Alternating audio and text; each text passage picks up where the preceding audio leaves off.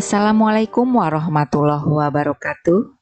Kita berjumpa lagi di pelajaran matematika SMP kelas 7 semester 1. Apa kabar semua? Semoga dalam keadaan sehat walafiat. Amin amin ya robbal alamin. Oh iya anak-anak, pertemuan yang lalu kita sudah mempelajari bab 1 tentang bilangan, bab 2 tentang himpunan. Nah, sekarang kita lanjutkan ke bab 3, yaitu bentuk aljabar. Namun sebelumnya, mari kita bersyukur kepada Allah Subhanahu wa Ta'ala yang telah memberikan nikmat atau kesempatan kepada kita untuk belajar matematika di kesempatan ini. Oke anak-anak, kita langsung saja ke pokok bahasan yang pertama, yaitu mengenal bentuk aljabar. Sebenarnya bentuk aljabar ini sudah sering kalian gunakan di bangku sekolah dasar. Misal, saat ibu atau bapak guru kalian bertanya, "Anak-anak, 5 ditambah berapa sama dengan 7?" Nah, pada kata berapa, jika kita ganti dengan X menjadi 5 ditambah X sama dengan 7. Nah, kalimat 5 ditambah X sama dengan 7 ini sama saja dengan bentuk aljabar. Mari kita pelajari lebih mendalam tentang bentuk aljabar. Kita simak ilustrasi berikut. Suatu ketika Pak Thohir dan Pak Erik baru saja membeli buku di toko grosir. Pak Thohir membeli buku sebanyak 2 kardus dan 3 buah buku untuk pesanan sekolah, sedangkan Pak Erik hanya membeli 5 buah buku saja untuk anaknya yang masih duduk di bangku SMP. Pada ilustrasi di atas menyatakan bahwa banyaknya buku yang dibeli Pak Thohir dan Pak Erik menunjukkan satuan yang berbeda. Pak Thohir menggunakan satuan kardus dan buku, sedangkan Pak Erik menggunakan satuan buku. Apabila kita buat tabel, maka bisa kita tulis bentuk aljabarnya, yaitu 2X ditambah 3 untuk buku yang dibeli oleh Pak Thohir. Sedangkan buku yang diberi Pak Erik adalah 5. Kenapa 2X ditambah 3? Nah, di sini X di sini itu adalah menunjukkan banyaknya buku yang ada di dalam kardus. Dan banyaknya buku itu adalah sama. Ya, di kardus yang satu dan yang satunya lagi itu adalah sama. Ya. Nah, satuan kumpulan dari jumlah benda yang tidak diketahui jumlahnya itu bisa diganti oleh variabel. Dalam hal ini adalah X. Seperti dikatakan tadi bahwa satuan kumpulan dari jumlah benda yang tidak diketahui jumlahnya bisa diganti oleh variabel atau huruf. Misalnya, X menyatakan banyaknya bola dalam satu kotak, ya, sini. Sedangkan Y menyatakan banyaknya bola dalam satu tabung. Nah, ini. Maka, pada tabel ini kita bisa membentuk atau membuat bentuk aljabarnya.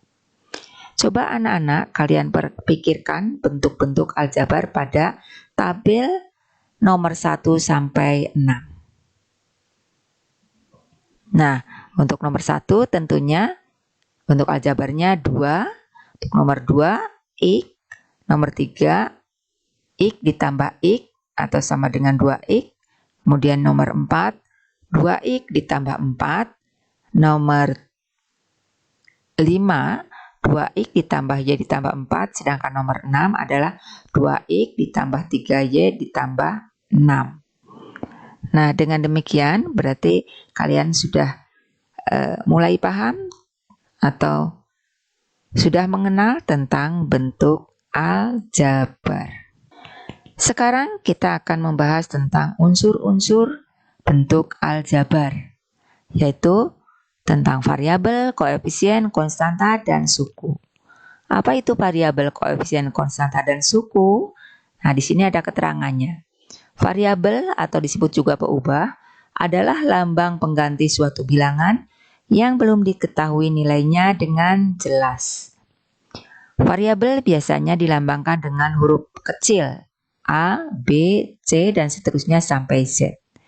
Sedangkan koefisien adalah faktor konstanta dari suatu suku pada bentuk aljabar.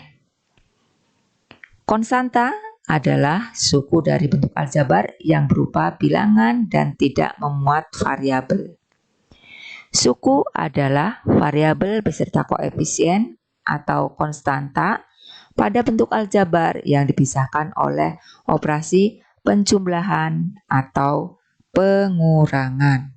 Di sini diberikan contoh bentuk aljabar, yaitu 2x ditambah 3y dikurangi 6. Mana itu variabel, koefisien, konstanta, dan sukunya? Nah, di sini variabelnya itu adalah x dan y. Ini. Koefisiennya yaitu yang melekat pada variabel yaitu 2 dan 3. Konstantanya mana? Konstantanya adalah negatif 6. Jadi kalau di sini ada pengurangan, maka konstantanya itu adalah negatif 6. Sedangkan sukunya adalah 2x, 3y, dan negatif 6. Ada berapa di sini ya sukunya? Yaitu ada 3 ya. 1, 2, 3. Maka bentuk aljabar di sini ya disebut dengan trinomial. Jadi di sini bentuk aljabar yang tersusun dari 3 suku disebut trinomial. Kalau tersusun dari 2 suku disebut binomial. Sedangkan jika tersusun dari 1 suku disebut monomial. Bagaimana kalau lebih dari 3 suku? Nah, kalau lebih dari 3 suku, yaitu 4 suku, 5 suku, dan seterusnya itu disebut dengan polinomial. Nah, agar lebih jelas lagi, mari kita simak contoh soal berikut. Nomor 1, tentukan suku, koefisien, variabel, dan konstanta pada soal berikut. A, negatif 9x, B, 3A dikurangi 5B ditambah C ditambah 7. Penyelesaian nomor 1A. Sukunya yaitu negatif 9x. Nah, karena di sini terdiri dari 1, maka disebut monomial.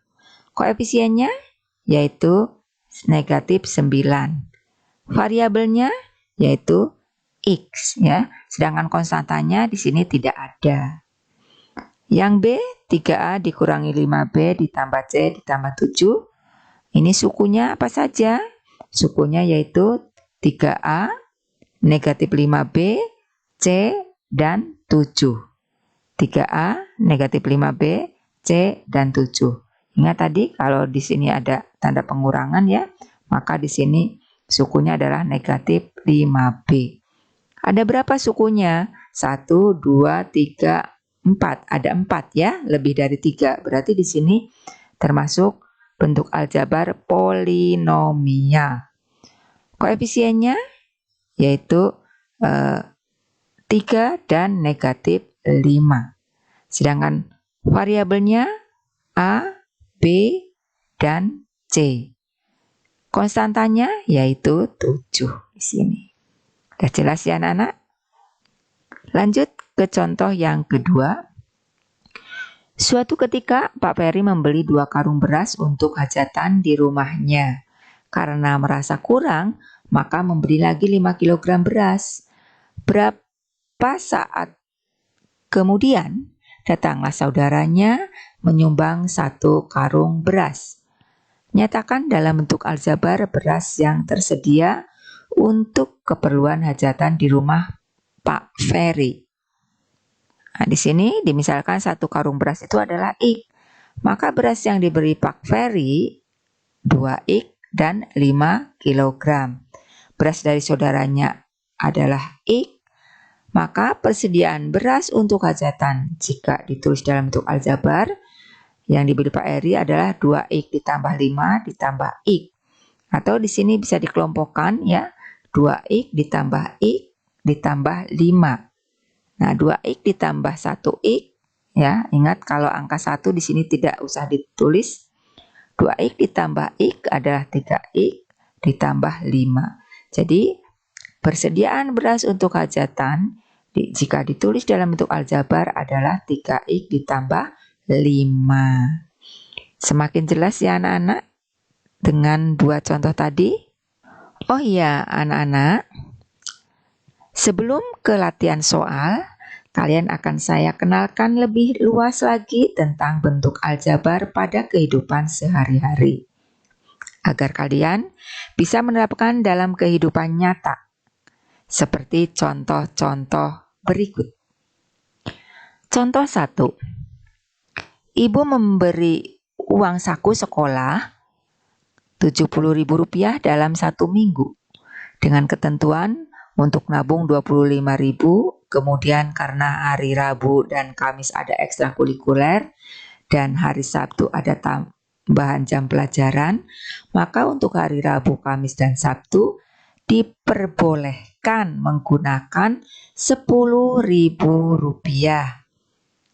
Berapakah uang saku per hari selain hari Rabu, Kamis, dan Sabtu? Nah, di sini penyelesaiannya. Nah, uang yang diberikan ibu adalah 70.000. Nah, dikurangi untuk nabung yaitu 25.000. Nah, uang ini ya, itu akan digunakan untuk 3 hari itu 10.000 ya, 10.000-an ditambah 3 hari lagi kita tidak tahu berapa, mau dihitung ini. Berarti kita tulis 3X sehingga bunyinya menjadi bentuk aljabarnya ini ya, 70.000 dikurangi 25.000 sama dengan 3 kali 10.000 ditambah 3X. Kita sederhanakan ya, 70.000 dikurangi 25.000 menjadi 45.000. 3 kali 10.000 menjadi 30.000 ditambah 3X. Nah, di sini untuk mencari 3X-nya ya, maka dengan cara mengurangkan 45 dikurangi 30.000 ya. Nah, 45 dikurangi 30.000 itu adalah 15X ya, sehingga 15.000 sehingga di sini menjadi 15.000 sama dengan 3X. Nah, untuk mencari nilai X-nya yaitu 15.000 dibagi 3 sehingga sama dengan 5.000. Jadi uang saku selain hari Rabu, Kamis, dan Sabtu adalah 5.000. Contoh 2. Ibu setiap bulan mendapat gaji 3 juta dan uang tambahan dari suaminya 5 juta. Uang tersebut digunakan untuk uang belanja atau kebutuhan sehari-hari 3.400.000, uang kesehatan 500.000, biaya pendidikan ketiga anaknya 1.500.000, dan harus menabung tiap bulannya 2 juta. Berapa besar uang saku masing-masing anak tiap minggunya? Penyelesaiannya bagaimana? Nah, di sini gajinya ibu 3 juta, diberi oleh suaminya 5 juta ya. Ini akan digunakan untuk kebutuhan sehari-hari 3.400.000 ditambah kesehatan 500.000 ditambah biaya 3 anaknya itu 1.500.000, kemudian nabung 2 juta ditambah 3 kali 4X. Kenapa 3? 3 ini adalah menunjukkan anaknya ada 3. 4 kali 4 itu adalah apa? 4 itu adalah 1 bulan 4 minggu ya. Dan X-nya itu adalah uang yang akan diberikan kepada anaknya tiap minggunya ya. Nah, ini bisa disederhanakan menjadi 8 juta sama dengan, nah kita jumlahkan ini semuanya ya. yaitu 7.400.000. Dan ini dikalikan 3 kali 4x menjadi 12x. Nah, kemudian untuk mencari 12x itu bisa dengan cara mengurangkan 8 juta dikurangi 7.400.000 ini. Menjadi 600.000 sama dengan 12x.